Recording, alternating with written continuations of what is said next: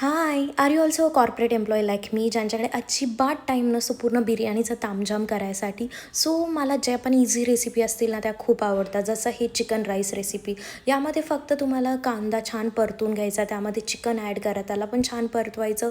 त्यानंतर त्यामध्ये मी ॲड केले टमेटोज आणि कोथिंबीर. नंतर स्पायसेस खूप इम्पॉर्टंट आहे, ज्यामध्ये मी बिर्याणी मसाला, चिकन मसाला, त्यानंतर रेड मिरच्या पावडर, हळदी पावडर घेतलं, त्यानंतर स्वादानुसार मीठ टाकलं. कढईमध्ये त्याला छान परतून कुकरमध्ये ट्रान्सफर केलं. त्यानंतर थोडीशी शिट्टी काढून घेतली 2 आणि नंतर परत राईस ॲड केले बासमती आणि त्यामध्ये पाणी, नंतर गरम मसाला, थोडीशी कोथिंबीर आणि चवीनुसार परत मीठ ॲड केलं. जोपर्यंत तिकडं माझा राईस आणि चिकन होत होतं, मी साईडलाच रायता बनवला, जो व्हेरी सिम्पल आहे. Like raita with jeera powder आणि धनियापत्ता ओनली. आणि इथं माझा chicken rice is ready. Trust me guide, it's so tasty. तुम्ही याच्यासोबत कांदा आणि रायता खा आणि नक्की ट्राय करा. Thank you so much for